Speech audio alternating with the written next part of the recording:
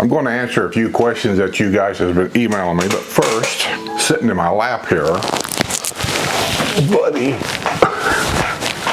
has his Santa Claus outfit on. Sue put it on him. He's getting to be such a spoiled brat.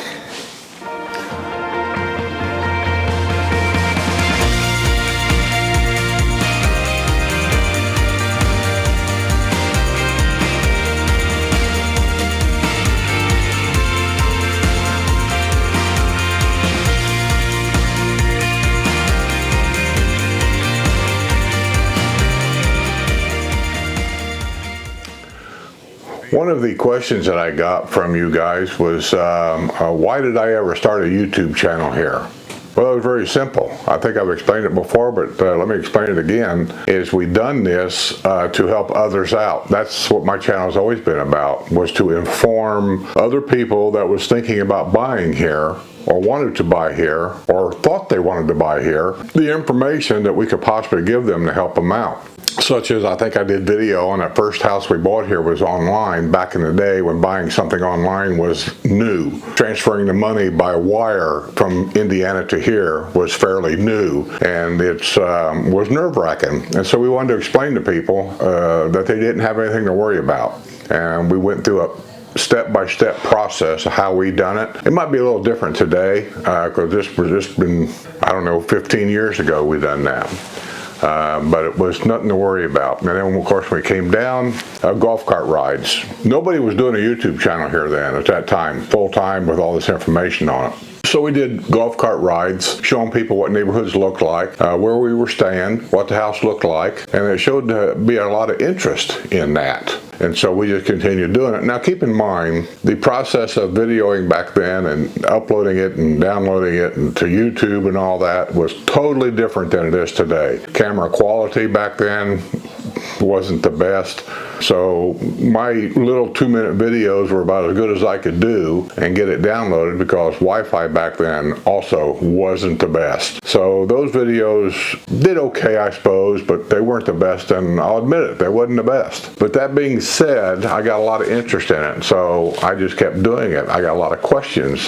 People would send me emails about different things, and so I would find out and I would post them, and it just continued on to this day. I don't do a lot of that stuff to this day because, like everything else, things change, and there are so many YouTubers down here now, all with their own opinions about stuff. I just don't even do that stuff anymore because I don't want to get into the argument of he said, she said, and so I just don't even do it. And the really thing that gets me more than anything, and I'll just put it out there, there's a lot of people that want to do YouTube videos about the villages. They don't even live here, and you guys know who I'm talking about. I'm sorry, I just can't take their videos serious at all. They don't even live here. So what do they know about anything, really, other than what they read in a newspaper or something? So it's just beyond me about anything at all. I've always had a goal on this channel, and that's the next question that we'll get to. You know, what was my goal on having a YouTube channel here? Okay, my goal on the YouTube channel has really never been about money. Almost all the money that we make on YouTube, and it's not that much, it goes back into the channel with equipment, prizes we've give away. Over the years, we've literally spent thousands of dollars mailing people free stuff that they asked for. For example, can you mail me a Daily Sun newspaper so I can read it and see what's in there and what they offer? And they sent us an address, and we would just send them a free newspaper.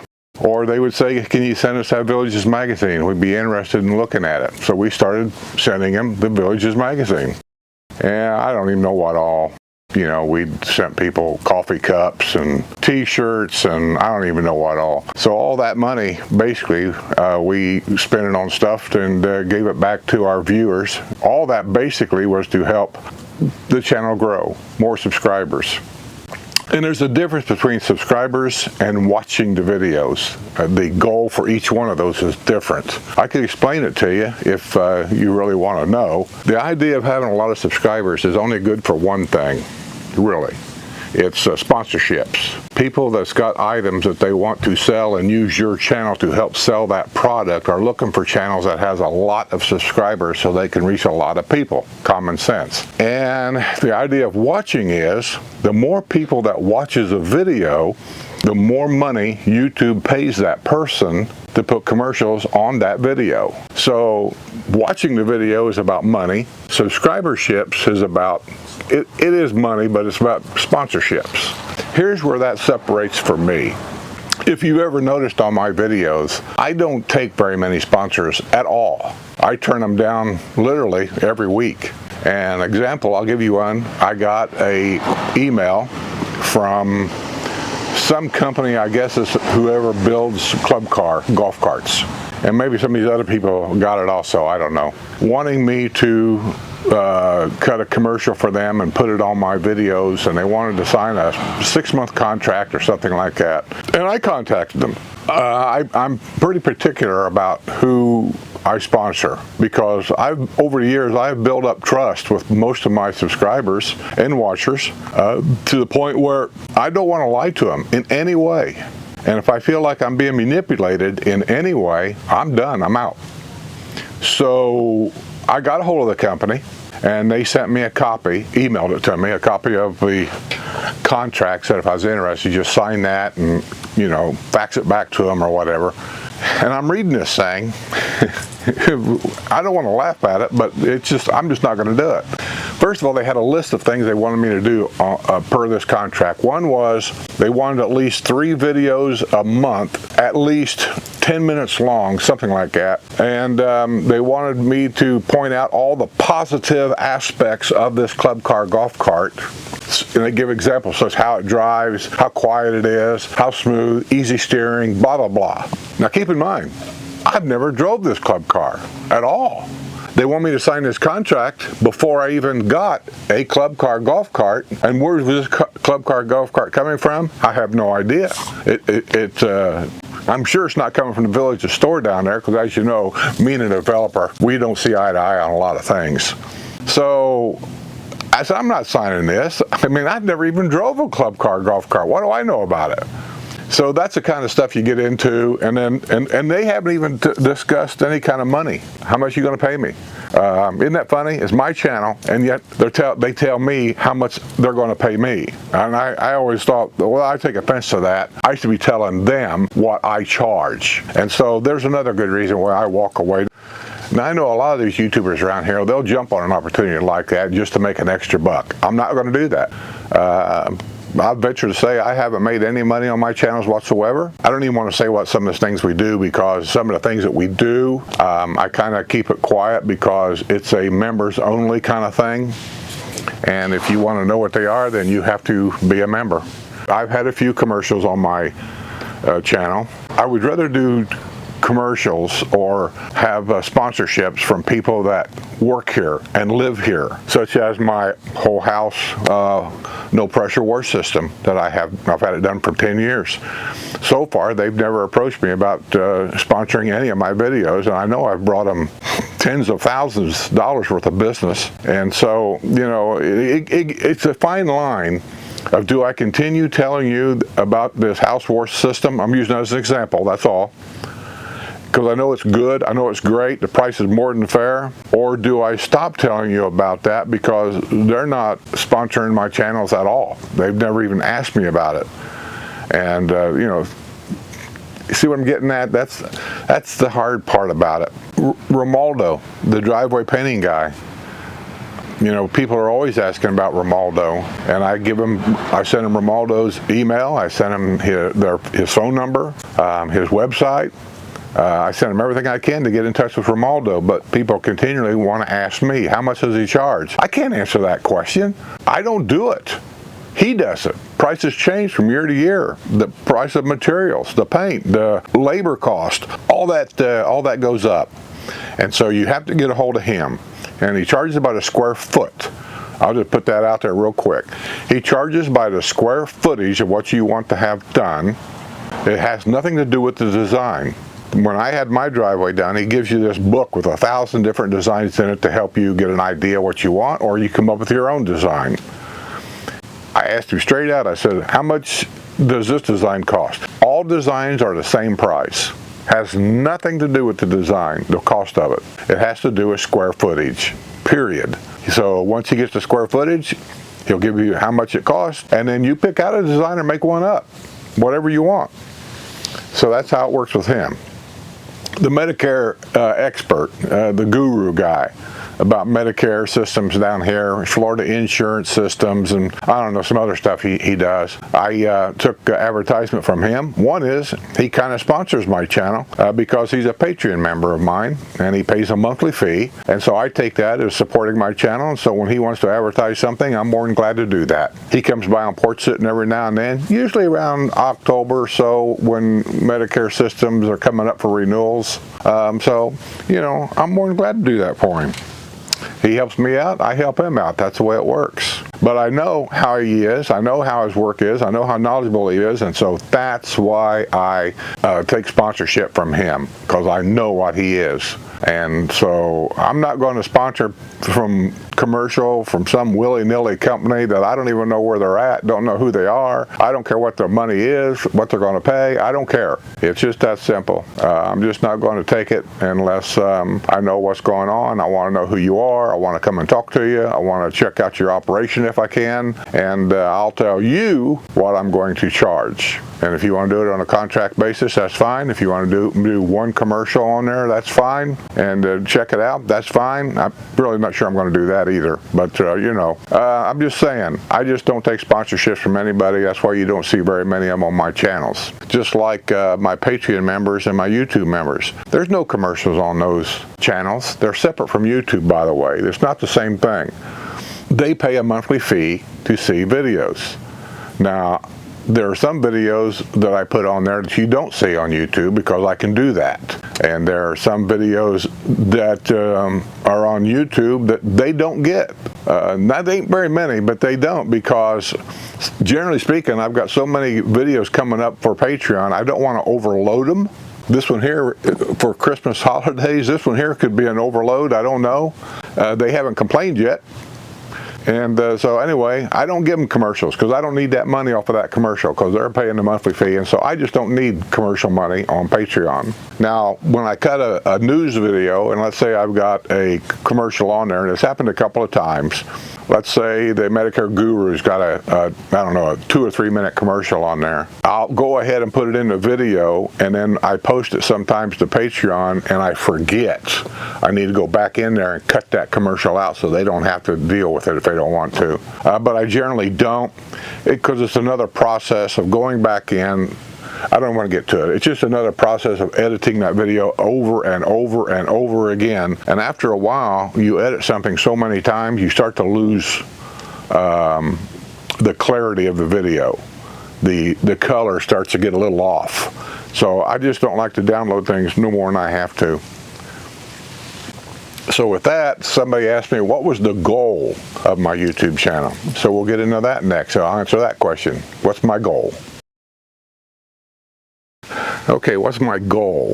The goal of my YouTube channel, I really never had one when I first started it. It was just a matter of just helping people out, giving them the information that I possibly could, which I've already explained that. But then as time went on, YouTube started making changes.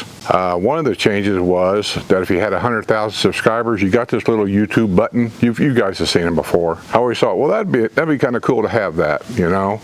Don't really know why, but I always thought it'd be just kind of cool to have it. So I kind of set that as my goal. I want to get 100,000 subscribers before I die, or before I get told that you know, nobody wants to listen to an old man ramble. And so I thought that'd be my goal. And so that was my goal. I want to get 100,000 subscribers so I could get that little button. But at my age, and with all these new YouTube channels that popped up everywhere, it's become a personality contest. And I don't want to get in that contest. That they like this person better than that person because of this or that or whatever the case may be. And so I just decided I didn't want to do that. And I haven't done it, and I'm not going to do it. And then all these little tricks that people pull out of the bag, you know, what we call clickbait. I don't like doing that either. I just don't. I just think it's almost a way of lying to people.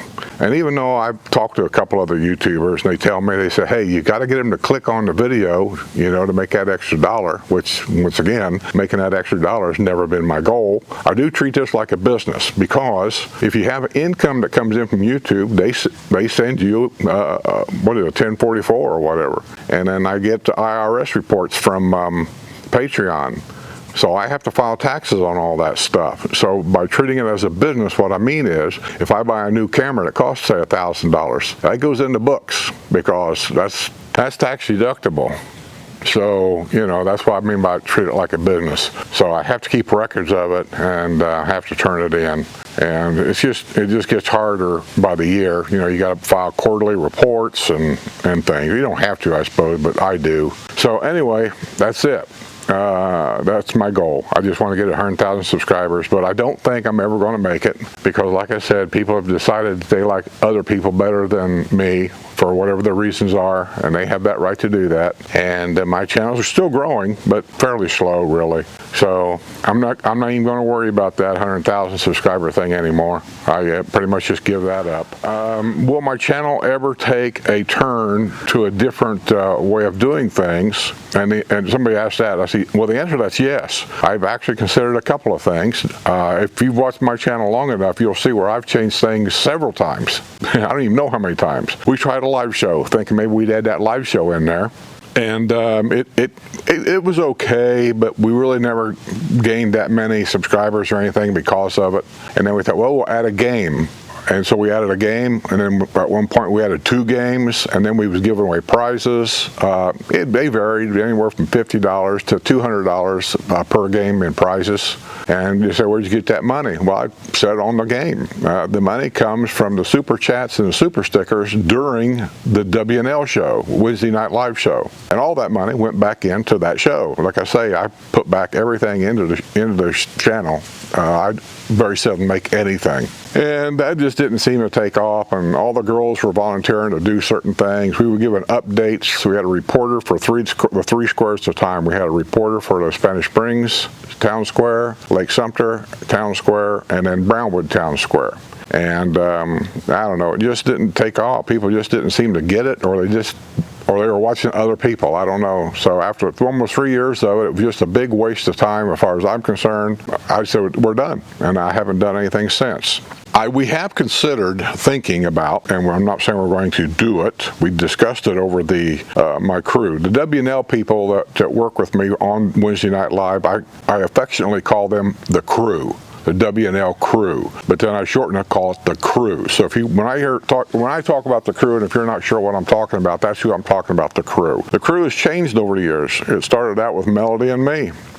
And then we added Sue in there, and then shortly after that we added Deb. You know, I had all the girls against me, which that was okay. You know, the girls gang up on me, that's okay. You know, as long as I got a few subscribers out of the deal, it was okay. Well, then Melody passed away, and that left us with nobody. And so I asked Linda at that time. She was fairly new here, but she'd been watching my stuff for a long time. She'd been a supporter for a long time. So I asked her, I said, would you be interested in co-hosting the show? I could always use a co-host, and I told her why and what the main job consisted of, really. They call it a job, and she agreed. And so we continued on. Well, it just got to the point that that's when we brought in Judy to basically cover the newer area down there. She was a reporter for down there, the Okeechobee, whatever, the rec centers, all the new areas they were building down there. We put her in there, and we put that on the show.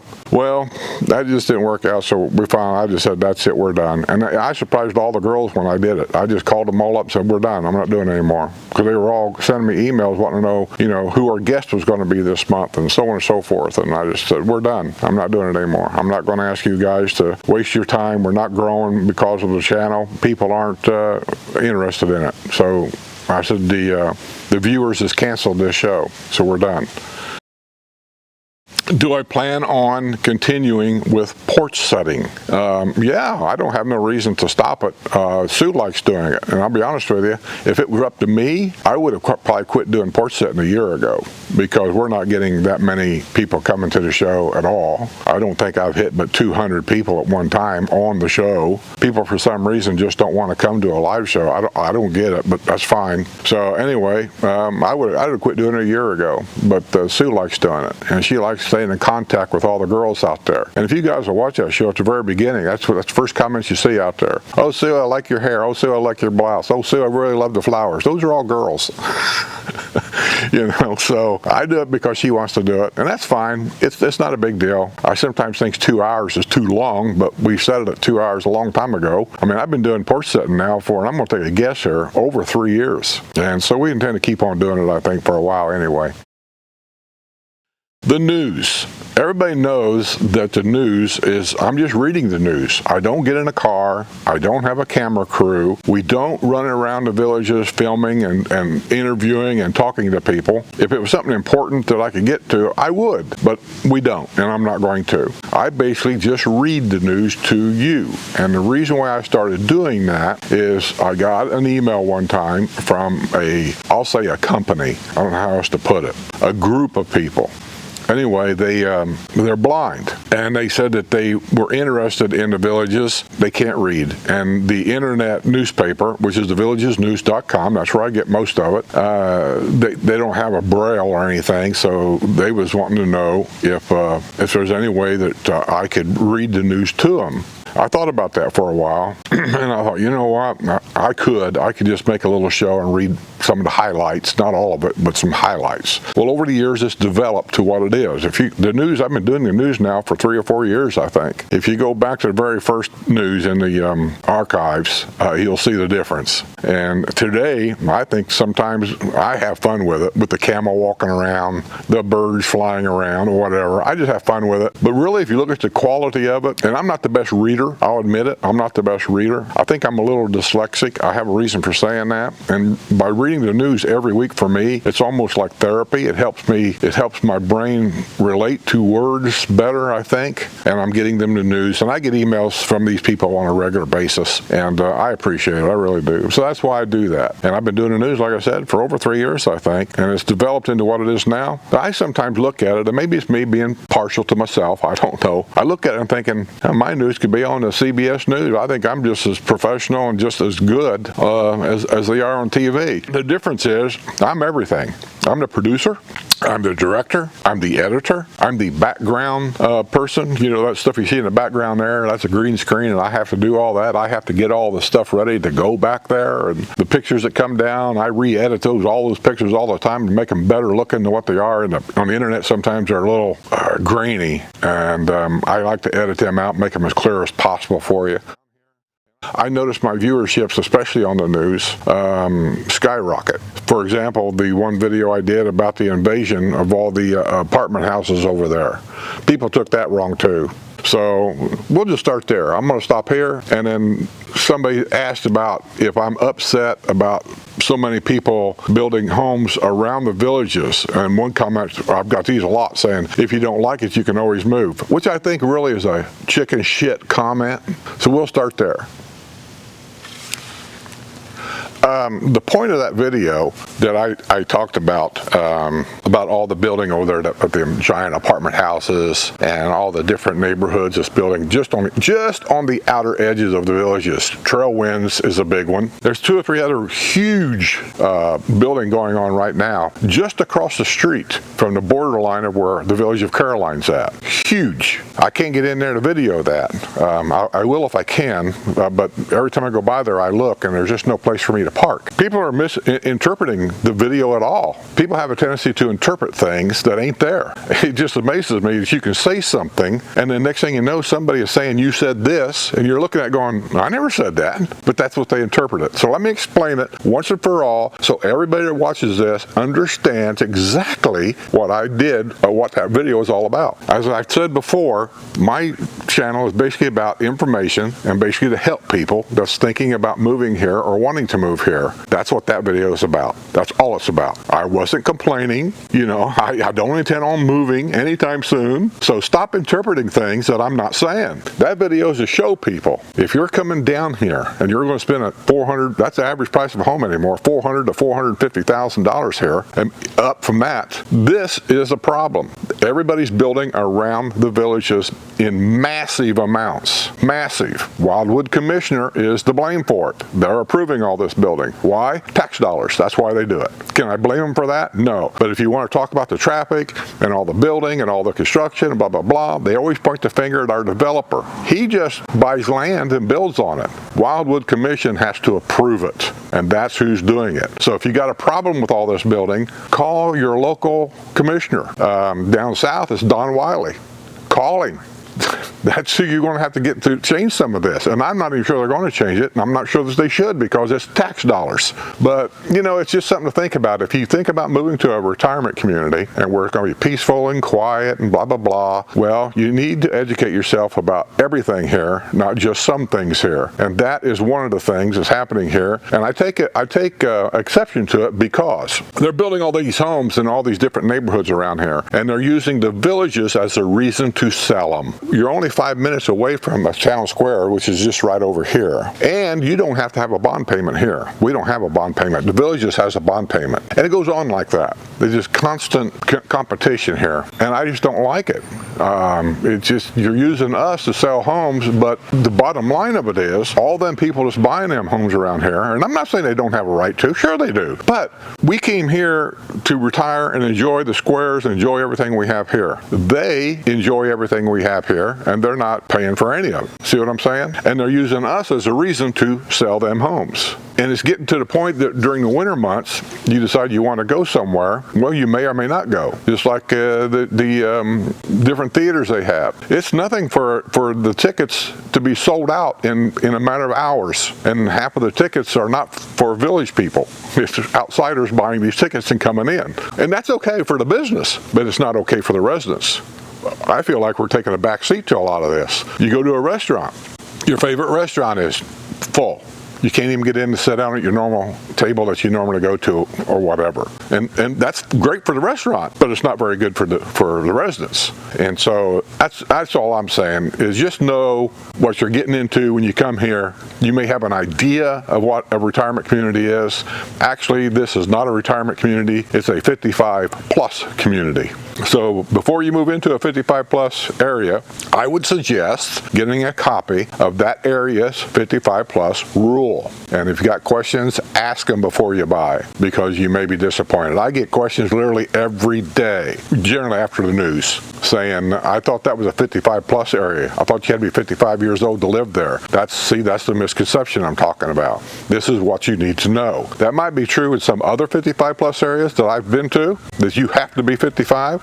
Here, only one person living in the house is supposed to be 55 years old. And then there's this 80-20 rule that people keep throwing around, and this is where it's all been misinterpreted. 80-20 does not mean that 20% of the total population there can buy a house. It doesn't mean that at all. Never did mean that. But they're using it for that to sell homes. And because the developer has political contacts with the Wildwood Commission and the governor's office, it's overlooked. Nobody's going to enforce it. Kind of like bad parking here. Nobody's going to enforce it. The rules here are not enforced.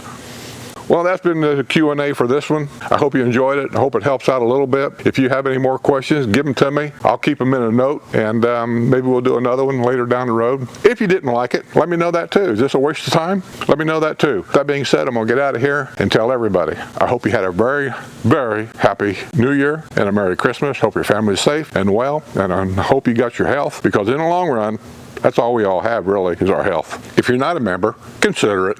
If you're not subscribed, my analytics shows 60% of you watch my videos regularly and you don't subscribe. You might think you are, but the analytics don't lie. So just subscribe. Good Lord. There's just no reason not to. I appreciate it, and I know my WNL team appreciates it.